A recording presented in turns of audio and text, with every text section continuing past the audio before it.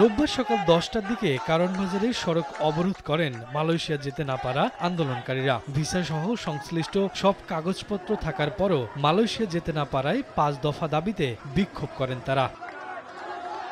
আন্দোলনকারীরা জানান 2 থেকে 3 বছর ধরে অপেক্ষায় থাকলেও মালয়েশিয়া যাওয়ার সুযোগ হয়নি তাদের। সর্বশেষ অন্তর্বর্তী সরকারের আশ্বাসের পরও হচ্ছে না সমাধান। তোমরা ট্রেনিং করো, আমরা সবাই টিটিসি থেকে ট্রেনিং করার পরেও এখন তারা বিভিন্ন ধরনের তালবাহানা দিচ্ছে।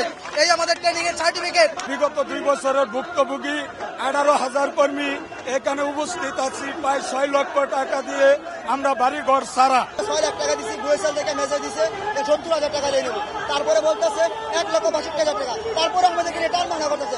আমরা যে মালয়েশিয়া যেতে চাই, না যেতে পারি, ইনশাআল্লাহ আমরা রাজপথে থাকবো। পরে পরিস্থিতি নিয়ন্ত্রণে ঘটনাস্থলে আসে পুলিশ। ডিএমপির রমনা বিভাগের উপকমিশনার মাসুদ আলমের আশ্বাসে Bangladesh overseas employment and services limited বোয়েসেলের ব্যবস্থাপনা পরিচালকের সঙ্গে আলোচনায় বসেন আন্দোলনকারীদের প্রতিনিধি দল। 4 জন প্রতিনিধি নিয়ে আমি প্রবাসী কল্যাণ মন্ত্রণালয়ের দায়িত্বপ্রাপ্ত অ্যাডভাইজার স্যার তো এখন নাই, এখন সচিব স্যারের সাথে হয়তো কথা বলাবো।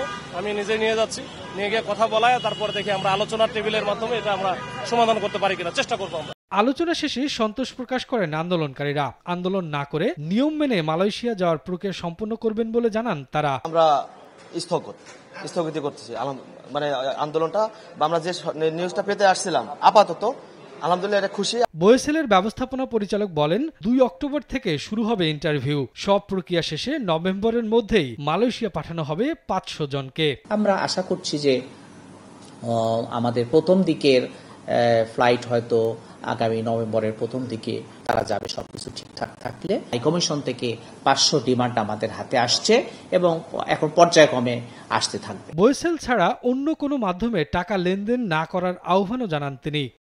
শফিকুজ্জামান রুবেল, সময় সংবাদ, ঢাকা।